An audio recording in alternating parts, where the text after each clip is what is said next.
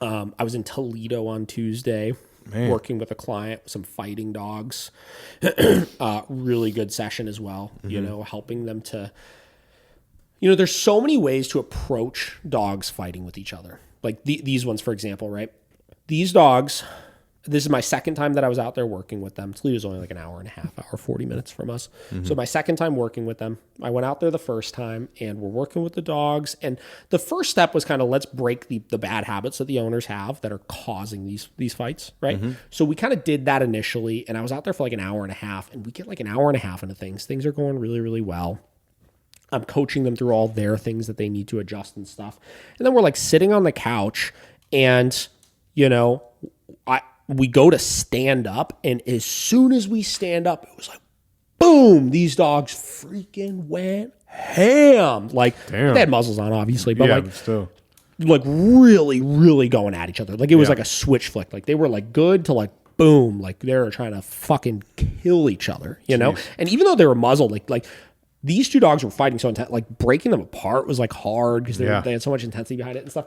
So we're like, all right, here's what we're going to do, right? For the next like 3 weeks or so, 3 or 4 weeks, because I was going to come back out there, obviously. For the next 3 or 4 weeks, let's not worry too much about integrating them with each other. All these things we've been working on over the last hour and a half of like the things that are causing the fights, like controlling the arousal, controlling the affection and resources. They had a third dog in the house that was a little bit out of control, that needed some training, that probably was adding to things. I was like, let's work with all this stuff for a little bit, right?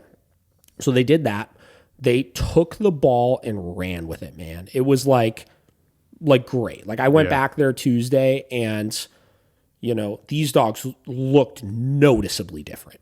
They hadn't been together again, right? Yeah. But they looked noticeably different as far as like their level of compliance, their arousal, right? How respectful that they were being. The owners were really mindful of making sure they weren't smothering them with affection and stuff. Like they did a really great job with it. So I was like, all right, we're putting these dogs back together again today, but we're not doing this thing where it takes an hour and a half to have another fucking explode. Like we know that these dogs are going to do this again. Right? Yeah. So I was like, we're getting it out of the way. We're getting it out of the way and we're getting it under control. Okay. And we did the same thing. We had a little bit more preparation to it because the last time, like I was almost surprised. Like I knew that it's not like I didn't believe the owners, obviously, but like we got like an hour and a half in and the dogs were doing well. Right. Yeah. It was like very specific triggers of like standing up created a lot of arousal and things like that. Yeah. So I was like, we're simulating anything we can to just get this out of the way. Like if the dog's going to fight, I want them to fight right now so I can address it. Right. Yeah. So set some stuff up, did some things for like 30 minutes into the lesson. Finally, I see the one dog starting to like, to like get to that point where he's thinking about doing it. Yeah. So we drill that situation. Then suddenly, boom, same deal. He went for him intensely as shit. We were prepared for it. We were able to correct it super firmly right there and then, right? Yep. I think it was a bonker e-collar combo, right? Corrected it really, really, really firmly. And then for the next like hour and a half, we just put these dogs in every possible situation that we could. Yep. Nothing. Yeah. Zero. Like they absolutely learned their lesson from it. Right.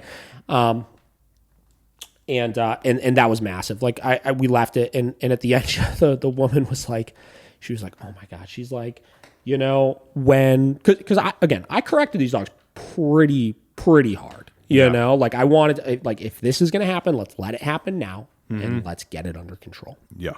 Right. So she was like, she's like, they started fighting and then, you corrected them. And she's like, as soon as I heard you say no and give that correction, she was like, and I was kind of expecting oh, I felt really bad or, like something like that to come over. She's like, as soon as I heard the dog getting corrected, she's like, I was so happy that we finally caught it, Because like she knows a lot about training. She's done a lot of training with these dogs before, you know. She knows a decent amount about training and stuff like that, but they've just never been prepared to catch it, Because I think a lot of times we have fighting dogs like this we learn how to live around the dog a little bit. Yeah. 100%. And we know what the triggers are. And we know how to avoid them just enough where it's like never turns into a big problem. But it's like you could only avoid it for so long, So we know it's going to happen eventually. So instead of me just waiting for it to willy-nilly pop up somewhere and being so ill-prepared and not being able to capitalize on it, I was like, we are going to set it up and we're going to get past it when we're ready to get past it. Yeah. Oh, yeah. And And that's... that was a massive breakthrough with those dogs too.